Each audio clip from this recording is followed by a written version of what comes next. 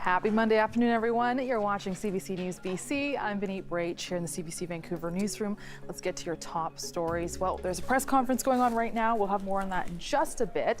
But I want to start with in Surrey. A man has been arrested following the death of a Surrey woman late last night. IHIT investigators say they were sent to a house in the Port Kells neighborhood. The victim had life-threatening injuries and died in the hospital.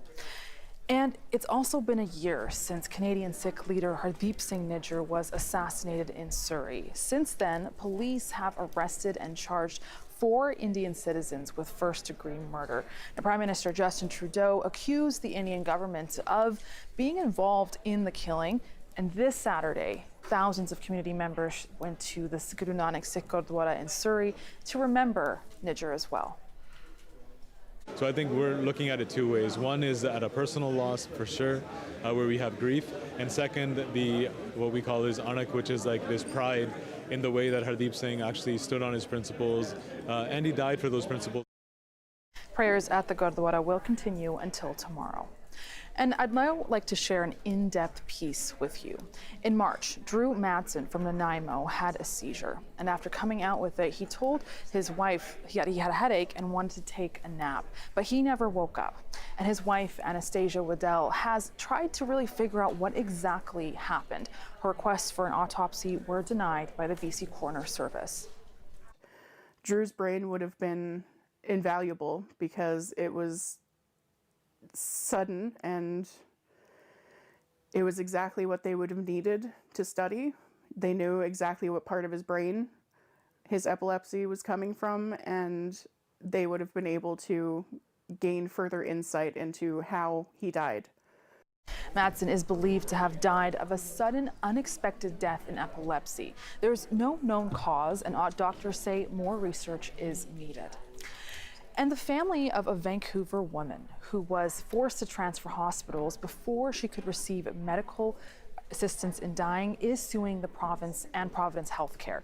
They say the health authority's policy to ban MAID in its facilities violates patients' charter rights.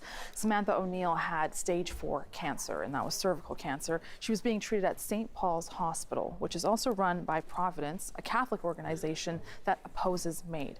Now, a statement of claim filed in BC Supreme Court states that O'Neill died hours after being heavily sedated to prepare her for the transfer to another facility. The lawsuit alleges that this transfer caused a lot of psychological and physical suffering and ultimately denied her a dignified death. Now, none of these allegations have been proven in court. Providence and BC's Ministry of Health have not yet filed statements of defense and are still yet to comment. And people in Merritt got an emergency alert early this morning. A major fire was reported in the southwest of the city. Merritt's mayor, Mike Getz, says the buildings on top of a hill have been abandoned for years and that no one was thought to be living in the buildings, which are part of a stalled condo development. There is no word yet on if there was any injuries and what exactly started the fire. And the ICBC headquarters in North Van is going to be transformed into hundreds of homes near transit. The BC government purchased the waterfront site near Lonsdale Quay. It will deliver market and below market homes as well. So still more going on there. And that's it for now. I'm Benit Brach. BC Today is up next. Have a great afternoon. Good afternoon. Thank you for joining us. A lot has been said about a federal committee's report on foreign interference in Canada. But what's really getting attention is what hasn't been said, including who in government could have been targeted or even wittingly involved. The leaders of the Green Party and NDP have taken steps to read the unredacted report. But do you think parties need to do more to address this issue? We'll take your calls. In half an hour, caring for your pets during the upcoming tick season. I'm Michelle Elliott. Welcome to BC Today.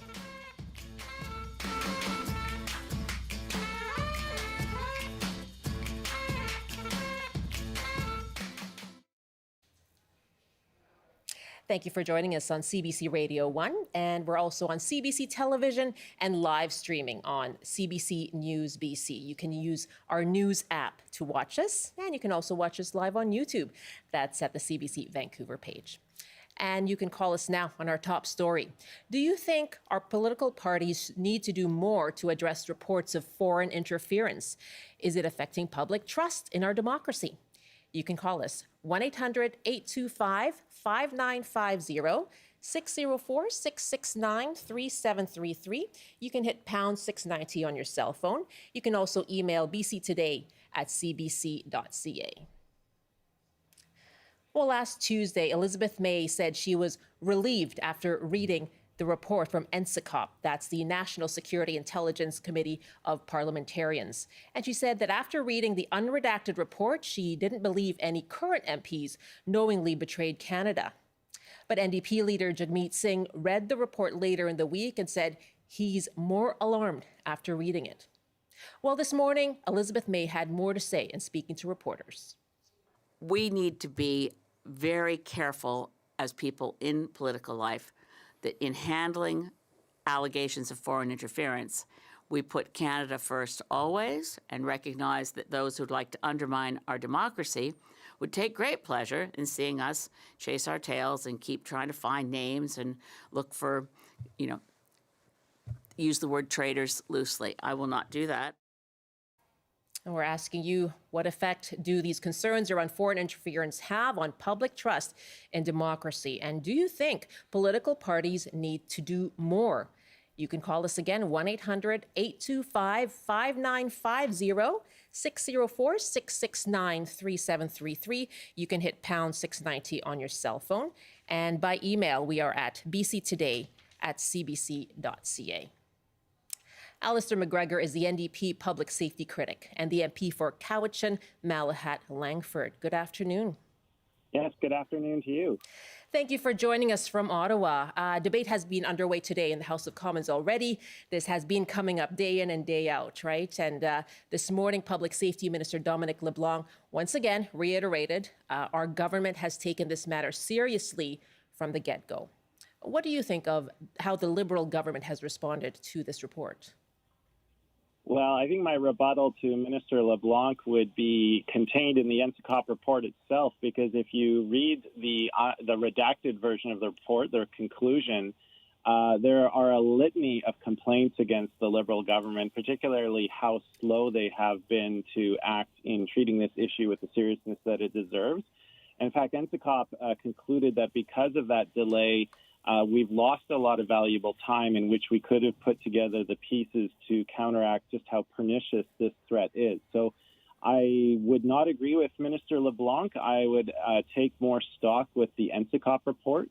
And again, its conclusion is quite scathing with the Liberal government. According to Elizabeth May, she said again today, that she wanted to make clear, I read the full unredacted report. The word treason does not apply to any current sitting MP. NDP leader Jagmeet Singh said he was more convinced than ever after reading the report that some parliamentarians were, quote, willing participants in foreign interference. For opposition parties,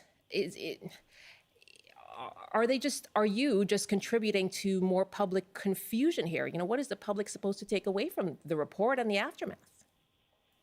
Yeah, I mean, I have not read the unredacted report, but what I would say is that for the federal NDP caucus, this issue is personal.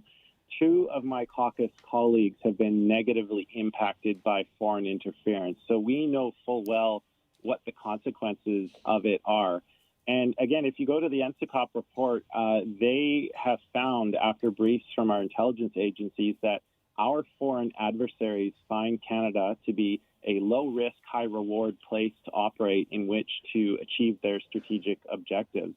So again, yes, Jagmeet Singh had a different interpretation of the same report than Elizabeth May.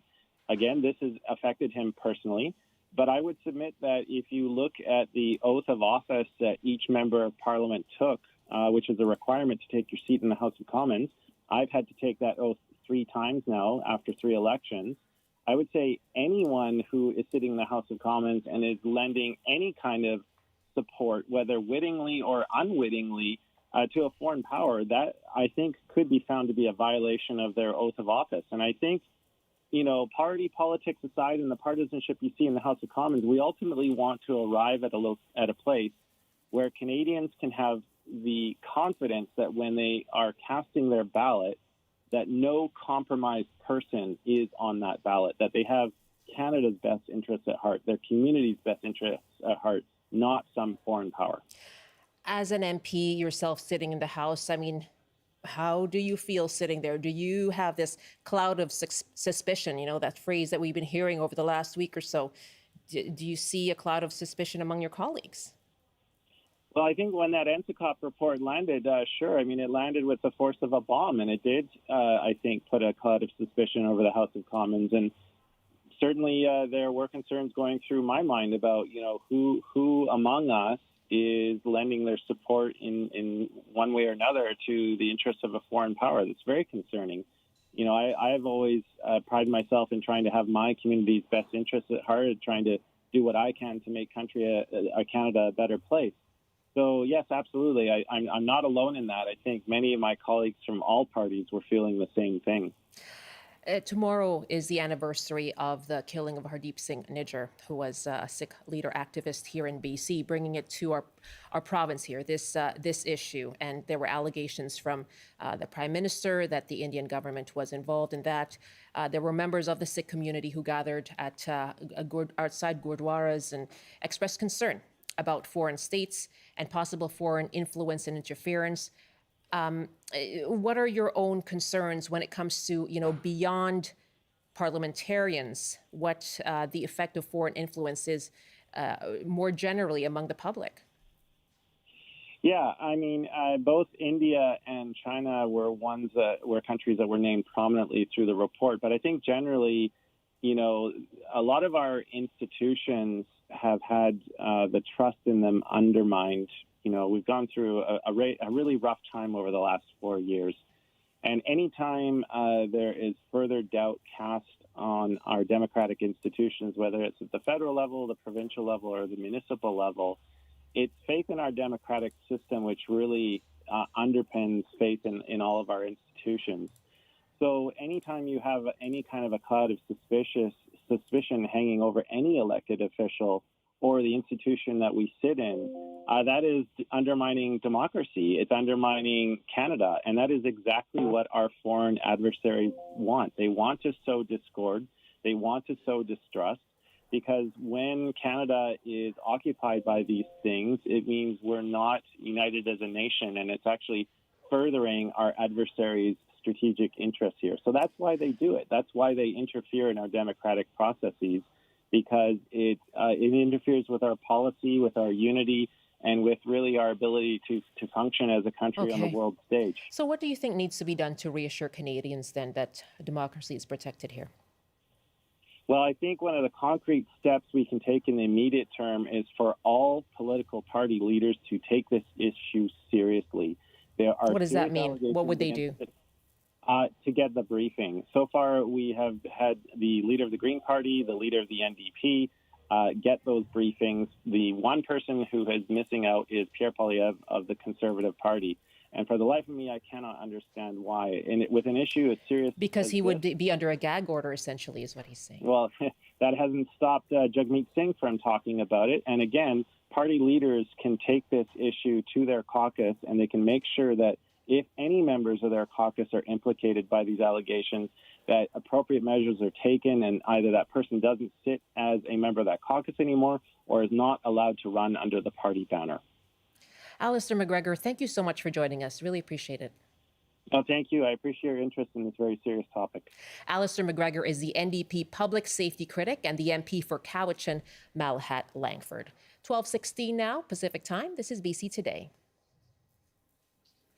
And we are asking you on our open line, what do you think political parties need to do to combat foreign interference? Do you think our federal parties should do more in the aftermath of this NCCOP report? And what effect does foreign interference and allegations of foreign interference have on public trust in democracy? We're asking you to call us 1-800-825-5950, 604-669-3733. You can also hit pound 690 on your cell phone.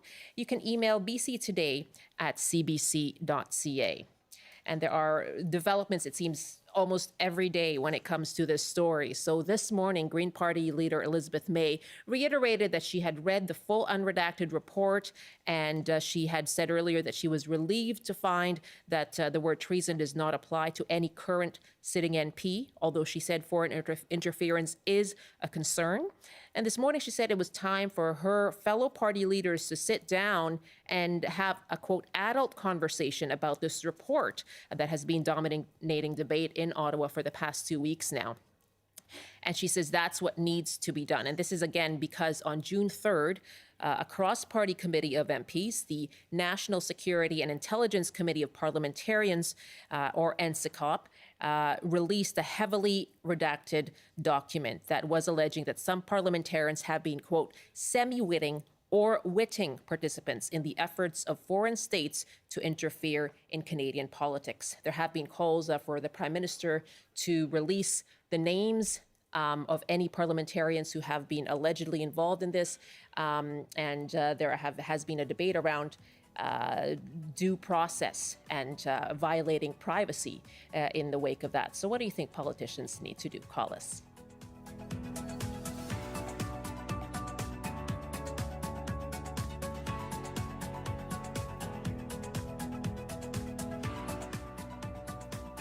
Marion is calling us from Kamloops. Hi, Marion. What are your thoughts? Do politicians need to do more? Well, all I can speak to right now is sort of on the heels of your last guest. I find it quite alarming and shocking that Pierre Poilievre, who wants to form the next government, is not willing to read the full unredacted report to see what the threats are to Canadian democracy. What's that about? Like, that's quite shocking to me. He should be fully aware of what threats we have internally and externally, and I can't understand it. It doesn't make sense. I'm sorry, but his feeble excuse holds no water for me. Okay. Marion, thank you very much for your comment. That's Marion in Kamloops. Again, our numbers are 1-800-825-5950, 604-669-3733. Jim is on the line in the Thompson Valley. Hi, Jim. Hello. Nice rainy day today. It sure is. Yes. Well, let's appreciate it for what it brings us. Some relief. Yeah, go ahead. What are your thoughts? Well, I don't think we can trust our parliamentarians to fix this foreign influence in our election process problem. We can't get rid of it all, that's for sure. But Elizabeth May, she's friends with just about everybody in Parliament. She's not going to rat out on people.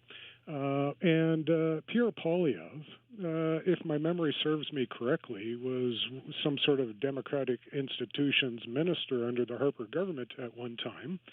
And he helped get rid of the process of having the government fund elections and helped bring back political donations, which allows for more influence in our politics and allows for dark money to enter our political system as well. And how do you bring that to today then?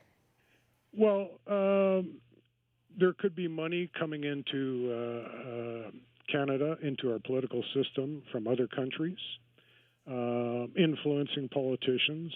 Certainly we've heard of volunteers helping out from other countries and such. There's a number of ways to help reduce foreign influence in our political system. It's going to take the people to do that.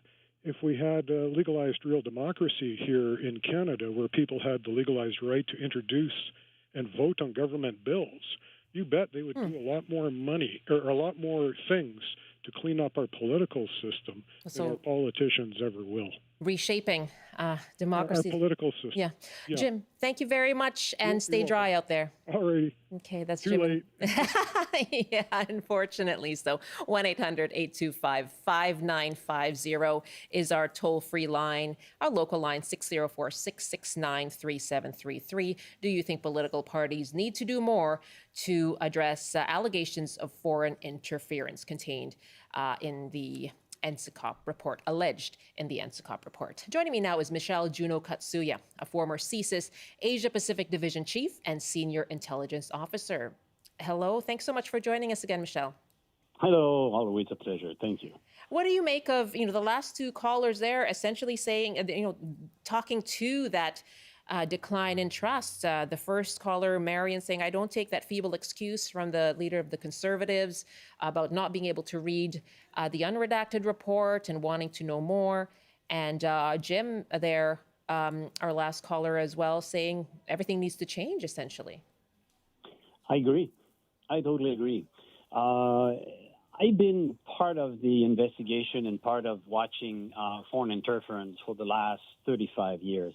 Way back to Mr. Mulroney, we've already had identified, and we had a sworn statement taken by an RCMP corporal to a witness who was a Canadian diplomat, who every month had to go to Hong Kong and to come back with a suitcase full of cash that he would give to the Conservative Party or to Mr. Mulroney. We had evidence. We had evidence in the mid-'90s that the Chinese embassy was giving money to both political parties, the Liberals and the Conservative, at that period of time. We had evidence, not intelligence, evidence. I say that because, as you heard, Mr. Dominique Leblanc, the Minister of Public Safety, have said that, we have to take lightly what intelligence is about because we need evidence. We don't need this. We have evidence. And we have evidence that every single prime minister received the briefing, received the information. They either used it for their personal gain or for partisan purposes. So it's not because they didn't know. And we didn't know for a long period of time. And I'm talking from Mr. Mulroney all the way to Mr. Trudeau. The Karl-Heinz Schreiber case. In that perspective, it's really because somewhere, somehow, some people found it useful to let the degradation of the quality of our democracy for their own personal gain at the end. And that's what is so hard to read today and difficult. And it took the courage of a whistleblower to release some document back in the fall of 2022 to finally have the politician to talk about it and to take it very seriously. But now I put to take it very seriously in bracket, because I totally agree with your listener when they say that what's currently happening, the political game that are currently happening in Ottawa is to the detriment of our democracy. What Mr. Poilievre is currently doing, he's not helping our national security. At this point, every political party should put aside the partisanship. It is a question of national security. You want to be the leader of this country? Behave like a leader, not like simply a peddler that's trying to get to power as fast as possible by trying to sort of make point against the opposition or the opposite party. Right. That's what has been so difficult to see. It's difficult to see for you that it has turned political. But in terms of what steps need to be taken, I mean, how difficult is it to actually take steps to address specific MPs or former MPs, given the regulations and rules around what you can reveal publicly when it's classified information? What can politicians do now then? All right. There's a lot in your question, because there's an aspect of what can be done about foreign interference at large. Right. And there's a question about what can be done about the revelation that we received recently about this report. About the report itself, definitely every political leader should have been informed way before today. And now that they have the opportunity to read the report, they must read the report, because they must clean up their act first and above all. We cannot, and I agree How would they do with that? the government. Well, first of all, we cannot release the name publicly if there's no accusation holding behind this, because that would be either defamation or, worse, it would put at jeopardy the security and the life of the people, because in certain community, and BC with the Indo-Canadian community, in particular in the Sikh community, it plays very rough. we've been having issues about violent crimes in this community for a long period of time based on politically motivated actions. And they've been victims, allegedly victims as well, right? Of other victims, other than the recent murder of a Sikh leader, there has been other murder before. There has been assault. There has been arson. There has been other criminal activities politically motivated. So to release the name of people that we suspect or that has been put on the radar of the intelligence agency, that would be irresponsible because these people might be at risk for their security and maybe their life to a certain extent. But if we do have evidence, take the guy to court. Let's go to court because we're talking treason here. We're talking about somebody who willingly went to a foreign organization, a foreign government, and accept to work with their intelligence service to cause harm to their community or to some individuals. Michelle, I just want to jump in just one moment because I know you're going to get to what needs to be done about the issue of foreign interference. Because you're talking about the report specifically, I'd like to bring in Tim in Kelowna, who wants to speak specifically to that before we get to the bigger issue. Hi, Tim. Yes, please. Hello. Hi there. What do you think needs to be done by politicians in light of the NSICOP report? Well, personally, I think the report should be released to the public. We paid for it. It concerns our political system. And my one point is if you're investigated for a crime by the RCMP and an average person, and they find evidence that you did it or you would be arrested and your name would be released in the media following that. Following charges. Yes. And whether you're proven innocent or guilty, your name is out there. Like they're worried about these people being maybe wrongly convicted and ruining their career. Well, that's how it works. I mean, you get convicted, you get arrested, your name is released, and then you go to court and you prove yourself innocent. And I think also if there's nothing in this report, why won't they release it unless they're afraid of incriminating themselves? Like it's a government thing. And like Pierre Poilievre, I don't think he wants to read it because they're sworn to secrecy for life. Mm-hmm. Like that's what he says. What is yeah. that? Mm-hmm. What is that? So he can never ever divulge anything to anybody. We'll never know anything that's in that report ever. Okay, Tim. I just don't think it's right. Thanks so much for calling in. Appreciate it. And Michelle Juno Katsuya, yes, I'll let you finish your point there. Sorry for jumping in, but as you said, that question was also asking about the bigger issue of foreign interference. What can be done now then? Yeah, if you allow me just to maybe comment for a moment about Tim's suggestion. Unfortunately, when we talk about national security, we got to be very, very careful because this is serious. Some people might lose their life simply because you released name in the newspaper.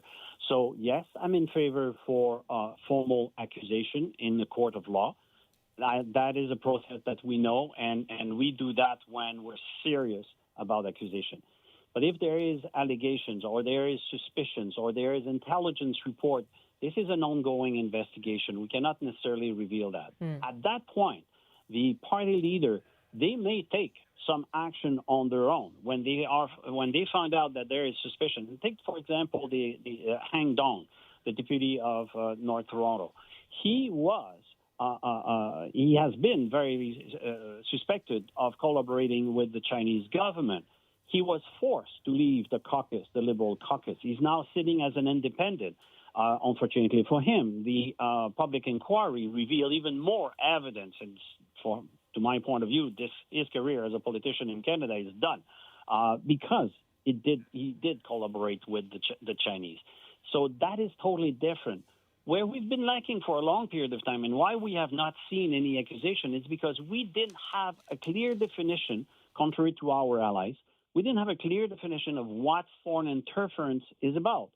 Foreign influence, it's very important to see the difference. Foreign influence is legitimate. It's acceptable. We do influence other countries where we have diplomats. But foreign interference by nature is covert and intended to manipulate the system in favor of a foreign country. And this is what we needed to define. And this is the reason why the RCMP, at least I'll I'll give them the benefit of the doubt, didn't have enough legal framework to be capable to prosecute anybody because we didn't know what was wrong and what was right in that perspective. C-70, the bill that is currently being discussed in Ottawa, hopes to bring a little bit more clarity on that element. But there's all other elements of that C-70 that needs to be discussed and reviewed. Because, for example, the proposal of creating a commissioner position that reports directly to the Minister of Public Safety, you're reproducing the system that we have currently with a gatekeeper. Because the melody that the Prime Minister and his entourage has been saying in front of the public inquiry is that we didn't get the information, and the Prime Minister didn't get the information, which is wrong, because we know now that he got the information, but somebody was playing the gatekeeper, and that was like that also for the previous ministers, or Prime Minister, I should say. So if we want to have a commissioner, this person should be reporting directly to the House of Commons, just like the Auditor General, to give access to all the parliamentarians to receive the information and to be capable to have a certain level of objectivity. The other element is to talk also about the possibility to have a registry. But if you have a registry with only piling up the names of people who apparently are acting on behalf of a foreign country, after they registered, nothing prevents them to go and do their shabby business as they want. So you want to have what we call a dual notification. Not only the person who is a foreign representative needs to report within 14 days after a meeting with a person sitting in office, what meeting they had, who they met, and what they discussed about, but the person who received the meeting as well should be forced to report as well within 14 days and suffer the consequences if they don't do so. This way, that double notification, if you allow me the expression, keeps everybody honest. Make sure that everybody reports what needs to be reported. These are examples of the kind of things that needs to be done, but with a certain independence, with a certain sort of overview of the parliamentary system, so we make sure that the foreign interference is stopped. Because, for example, we've talked about India, we've talked about China, but there's tons of other little countries. CBC Radio-Canada in Ottawa just published an excellent report on Algeria and how Algerian diplomats are currently doing pressure on certain people here in Canada. CBC Montreal also did an excellent coverage on Rwanda. Who would have thought? It's small countries like this, but this is what we're talking about. It's certainly, it seems to be an overarching issue in our public dialogue these days. I really appreciate your expertise on this afternoon. Thank you. My pleasure. Thank you for the opportunity.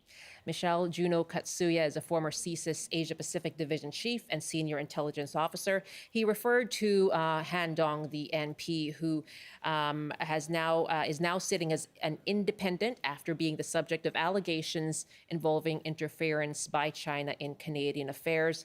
Now, when he went to sit as an independent, he said, "I will continue to serve the residents of Don Valley North as an independent member.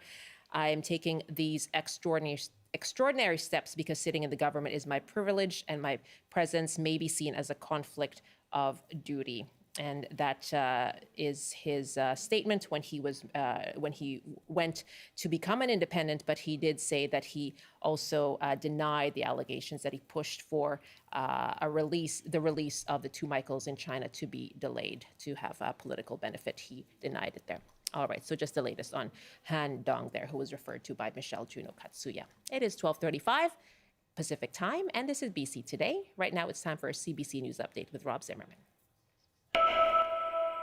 Good afternoon. The family of a Vancouver woman who was forced to transfer hospitals before she could receive medical assistance in dying is suing the province and Providence Healthcare. 34-year-old Samantha O'Neill was treated for stage 4 cervical cancer at St. Paul's Hospital, but couldn't have end-of-life care there 2 years ago. St. Paul's is operated by Providence, a religious health organization that opposes medical assistance in dying. One person is being treated for life-threatening injuries after a shooting last night outside an Esquimalt home. Another person was also shot, but their injuries aren't as serious. Victoria police believe the victims were targeted, but there's no word on a possible motive or arrests. And a 17-year-old remains in critical condition after failing to resurface while swimming in Langford Lake. Police say the teen was pulled out of the water Saturday afternoon and bystanders administered life-saving measures. The boy was eventually taken to hospital by ambulance. And now the forecast on the north coast. A mix of sun and cloud this afternoon with a high of 14. Highs reaching 15 with some sunshine in the Peace. In the central interior, including Prince George, increasing cloudiness with a high of 16. Highs to 18 degrees with a chance of showers in the Kootenays. In the southern interior, including Kelowna, cloudy with a high of 17. And for Metro Vancouver, Greater Victoria, and the Fraser Valley, a bit of sunshine this afternoon with highs to 18 degrees. That's your CBC News update from Vancouver. Thank you so much, Rob. You're welcome. Rob Zimmerman in the CBC Vancouver newsroom. Welcome back. You're with BC Today here on CBC Radio 1 across the province, on CBC Television as well, and live streaming on the CBC News app and on the CBC Vancouver YouTube page. Now, a couple of things coming up on the show. Tomorrow, do join us. We will be joined by the author of a book called The Art and Science of Connection: Why Social Health is the Missing Key to Living Longer, Healthier, and Happier. Castley Killam argues we need to include social connections along with diet and exercise whenever we talk about maintaining good health and wellness. So we're asking you, what is the impact on our health when we are alone or lonely and we lack those meaningful relationships? How do you become socially healthy or socially connected? What does that mean to you? And do you have enough opportunities to do that, to make those connections? Love to hear from you tomorrow. We'll have a copy of the book to give away to one lucky caller. And Thursday on the show, it is the last week of school in most school districts, and so we're going to celebrate the graduates of 2024. Yes, so whether you're in high school or post-secondary, tell us about the grad in your life. Tell us about what makes them special, how hard they have worked, what their passions are, and where they are headed. And if you are a graduate yourself, we would love to hear from you. So tell us about all your plans and your hopes and your dreams. That is this Thursday on the program. We'll give away a BC Today package to one of our callers on Thursday. And if you want to email us about a grad now, you can do so, bctoday@cbc.ca.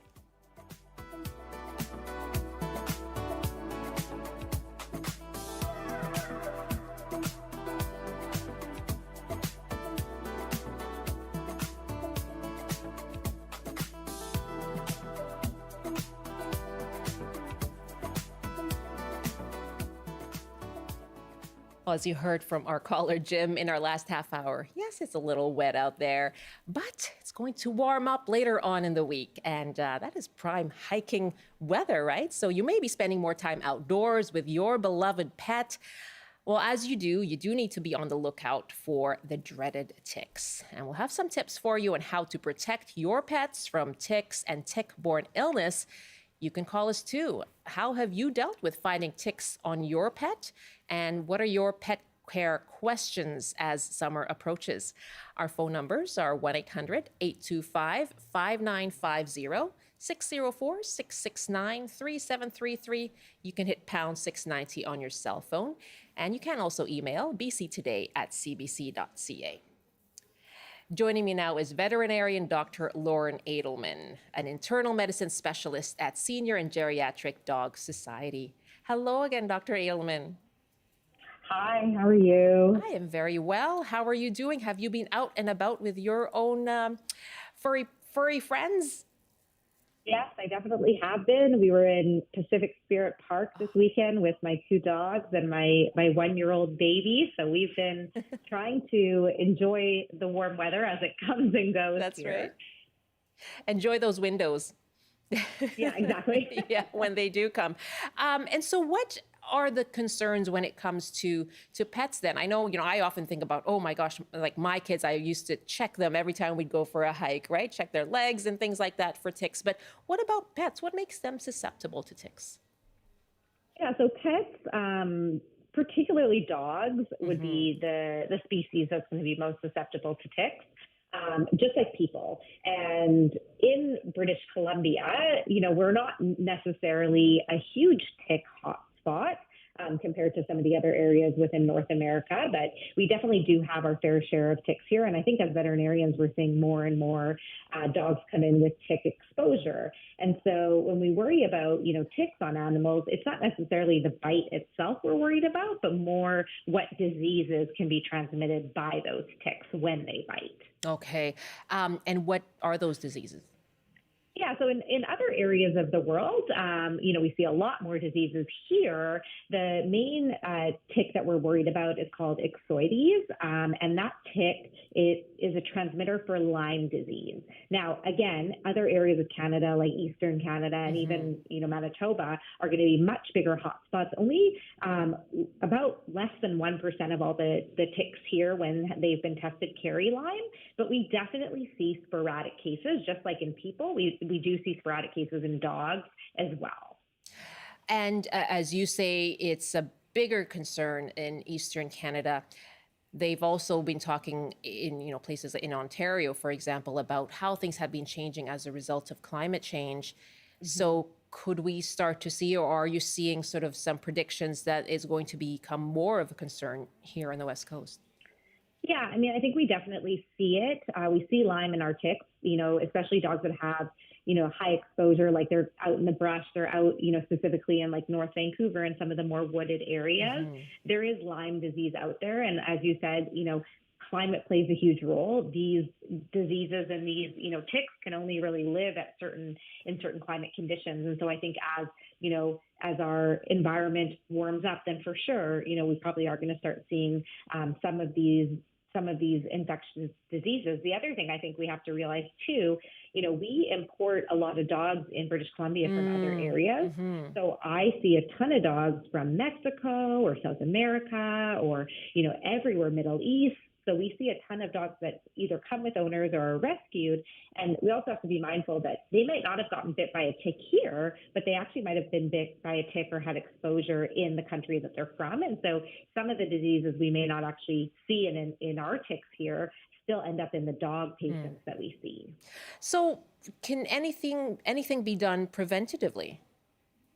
Well, I think probably the biggest thing we can do is limit our exposure to ticks. So when you're taking your dog out for hikes, anytime they're going off the trail, they're going to be at higher risk because the ticks tend to live on the brush, like on the tips of the vegetation. And so they usually get picked up as dogs are running through that. So keeping dogs on the trail, first of all, is going to be the best way to limit exposure. The other thing is just checking your dogs for ticks when they come back from a hike, doing these daily checks. Looking, especially in the areas where they like to be around the mouth, the eyes, inside the ears, even kind of under their bum area, between their toes. Ticks like kind of warm, humid environments. And so most of the time we're not going to be easily seeing them. So doing like a good tick check would be a big thing. So inspecting daily. And then there are ways that we can prevent tick exposure or tick infections. So there are topical, both flea and tick products. The most effective ones are going to be prescription, and they're going to be from your veterinarian, whether it be an oral or a topical.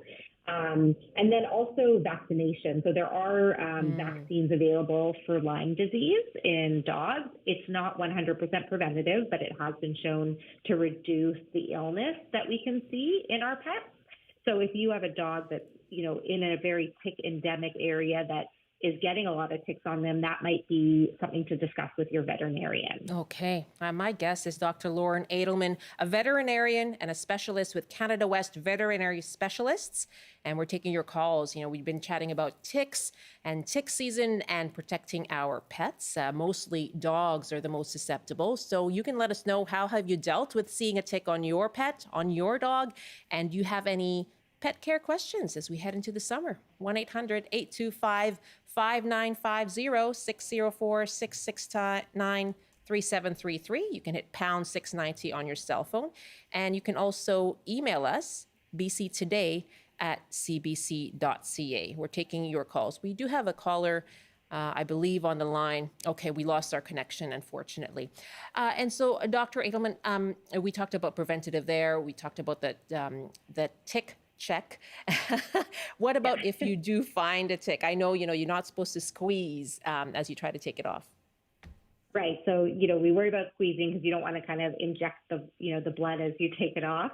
The bigger actually thing that we see is when ticks are removed improperly, the head can actually remain embedded, and that can actually cause quite a bit of an irritation and even an infection. So it's really important. We're trying to remove them intact. There are special tick tweezers that you can get, which really help with this rather than just using your, tweezermans that you're using for your eyebrows or whatever.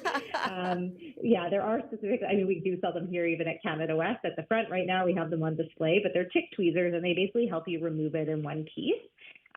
Now, they can leave a little hole there, so you just want to keep the area clean, maybe use a mild antiseptic on the area to prevent infection. And most veterinarians are more than happy to take them off for you as well. So if you're nervous or not sure, swing by your vet. It'll be very easy for them to remove it. So that's also an option. And what if you don't notice it for a while and you're worried about an illness from the ticks that may have bitten your pet? Yeah, and so I think that part of that goes back to the checking them regularly, because most diseases, particularly Lyme, takes at least 12 to 24 hours, even if not 2 days, for disease to actually be transmitted. So if you get that tick off in less than 24 hours, the likelihood of them transmitting any disease is almost negligible. So if you have waited and you're like, oh, I'm not sure how long this tick has been on here, what do? I want to get my dog tested. There are definitely tests that your veterinarian can do. If it's been less than 4 weeks, some of the antibody tests, like for instance for Lyme disease, may not be readily reliable, just because it can take time for an antibody response to be mounted. So they may recommend coming back in, a month and having the testing done then. There are various tests, whether for antibodies or for the organism itself, that can be done, but most of those are done through a veterinarian. And if disease is suspected, for instance, if Lyme disease is suspected, then they will likely recommend antibiotics to try and help treat the infection, understanding that sometimes these infections are hard to clear even with antibiotics. And so the best method is definitely prevention, because once they get sick from these, just like in people, Lyme disease can be very difficult. Yeah. And so, we want to try and do our best to be preventative rather than reactive in these scenarios. Dr. Lauren Adelman is my guest with Canada West veterinary specialists, and we're taking your calls. What's been your experience fighting ticks on your pets, and what are your own pet care questions as we head into the summer? 1-800-825-5950, 604-669-3733. You can hit pound 690 on your phone as well. David is calling from Richmond with some experience. Hi, David. Hello, how are you? I am well, thanks. And tell us about what you've been through with your pets. It's nice to talk to you again. I've been on the show a couple times. Aha, welcome back. Thank you. We hike a lot with our dogs in California and the Soyuz and the island. And I'm constantly pulling ticks off, generally around the ears and the eyes. And I know it's a big problem. We were always really paranoid. We would use a pair of tweezers, and I know if you burst the tick, they tend to regurgitate into the wound. Is that correct? Yes, Dr. Adelman, perhaps if you can reiterate that again. Yeah, so we don't, while they're still attached, we especially don't want to squeeze the belly, because you can actually do the opposite of what you're wanting to do. Is I think it's probably less common than we think. The bigger issue, as I said earlier, that we see in dogs is just not removing the tick completely and leaving the head embedded, because that can cause a really big irritation. Right. That was always what we were really paranoid about. But we found this really cool little tool. It almost looks like a bottle opener, and it's a flat piece of aluminum with a teardrop shape to it. And I have 3 of those, one in each car and one in the dog bag, and they work really, really well. You can actually remove the entire tick. It's still alive, and our vet, shout out to Dr. Anderson in White Rock, he once, I think we might have been in the States, and we had this particular type of tick, and we put it in a Ziploc bag and froze it, and then actually it was able to be tested for stuff. So, wow, how diligent of you. I know, right? And so you said you compared it to a bottle opener, David. Is that how it acts as well? You sort of stick it down and pull up, and you pull. Yeah. You get the belly of, because they're really horrible things. When you find them, it's like, oh, it feels like a skin tag or something. Right. And you get this tool. It's really thin, and you push it down to the skin, slide the tick body into the very point of it, and then you just pull, and it pops the whole thing right out, legs and everything. Wow. But then, of course, you end up with a little bit of a welt, and that would be my question. Is it advisable to put any kind of antibiotic on that welt, or is it just fine to leave? Well, you want to make sure that it's clean. So usually what I recommend is a little bit of like an antiseptic. I probably wouldn't put any like ointments or anything on it, but if there is a little bit of a welt there, just cleaning it. So most drugstores, you can get like a dilute chlorhexidine wash or something of the sort, just to do a little bit of like a clean, and then I would just leave it alone. I wouldn't start meddling with it because that can actually make it worse. But yeah, just doing just like a general clean is a good idea. Excellent. And how are your 2 dogs doing, David? Oh, they're great. They like to run off leash, and they're like mountain goats. They're always running around. So, yeah, we always give them a good check, and I always find one. It's quite surprising. Good thing you got so many of those tools. Yes. Well, great to hear from you again, David. Thanks so much. You call back another time, okay? Thank you. And I'd just like to say hello to Jane Stone. She always listens to your show, and she always hears me on there and phones my wife and freaks out because I'm on the radio. Hi, Jane. Thank you very much. Bye-bye. That's David in Richmond. Norma is actually calling us from Ontario, which is more of a hotbed for ticks. Hi, Norma. Hello. Well, thanks for calling in. And do you have a question for our veterinarian here? I was asking, my dogs are on, the vet recommended this drug called Bravecto for ticks and fleas. But I've been a Cavalier King Charles breeder for a long time, and I have 4 Cavalier King Charles.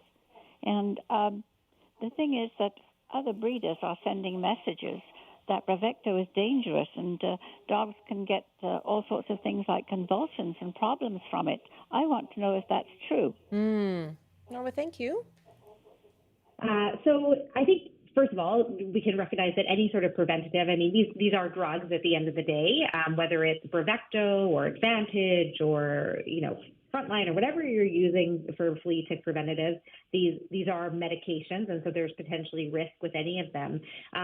I will say that, sure, I think if you Google any of these drugs or look at the companies, there probably are reported side effects from them. My dogs personally are on Bravecto, so if that tells you anything about how I feel the safety of these drugs. But anytime we, of course, introduce any sort of oral or topical therapy, we need to be cognizant. We do have certain diseases like seizures. They have been reported with various drugs, including a lot of the different preventatives. So I'm not sure that Bravecto is necessarily overrepresented. I have definitely heard, in the rumor mill, it gets a bad rap. And I'm not sure if that's just because, some certain stories have been kind of kept and perpetuated. But I would say that it is one that I see a lot of patients on that do just fine. And my own dogs are on and do great on it. Okay, Norma, there you are. Thank you for the call from Ontario. Yeah. I have an email here from Dane who writes, this is a good question. Does the type of hair on a dog make any difference? They have a big Labradoodle, long, curly, woolly hair, as you can imagine. Does it make a difference? Does it attract more ticks? I don't think it makes a difference in terms of attracting more ticks, but it probably makes a difference in terms of your ability to detect them. Yes, that's what they write. Yes. So yeah, as they're going through the brush, as I said, the ticks tend to be kind of like on the brush, on the underbrush, they're kind of sticking out. They're waiting for something, whether it's a deer or a dog or a rodent to go by so that they can attach. And so if you have long fur, they might attach, more distally on the hair follicle, but then kind of crawl their way to the skin versus like a short-haired dog.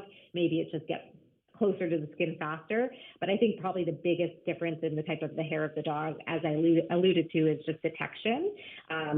It's going to be so much harder to find ticks in, a big chow that has like a black coat that's really furry than, your pointer dog that has a really, thin, tight coat. where you're going to see it more obvious. And they do write that it's virtually impossible to totally check. I mean, any tips? Do you just get right in there and try to get through it like a forest? Yeah, exactly. Like use a comb, kind of things like that, and look. I found, like, I have a little guy. I have a Brussels Griffin, and he's really scruffy. But they do tend to be, like, a lot of the time they do tend to be on these areas, like around the eyes, around the lips, in the ears. So try and check those, if you at least can check those areas really well. Lift up the tail, look under there. We were in North Van a couple summers ago, and my dog ended up with a tick right under his chin. And, you know, that's the thing. As the ticks kind of swell up, you can usually feel them or see them. I was kind of petting him and was like, oh, what's that? And then obviously freaked out. Oh, yes, of course, as you would. And just a very quickly here, someone's also writing about long hair on a dog. Is that the same for putting the topical prevention treatment then? You would kind of use a comb and get through, or? So if you're using topical prevention, it's easy on long dogs. You just kind of have to part the hair and find a little piece of skin. So you just kind of part the hair and put the little squirt in there. It's pretty easy. Okay. Lots of great tips here, Dr. Adelman. Thank you very much. You're welcome. Timely as well. That's Dr. Lauren Adelman, who is a veterinarian, and she's with Canada West Veterinary Specialists. Join us tomorrow on the show. We are going to talk about social interaction and the need for social connection. And the author of The Art and Science of Connection, Why Social Health is the Missing Key to Living Longer, Healthier, and Happier. We'll talk about social connection. Do you have enough opportunities for it? That's tomorrow on the program.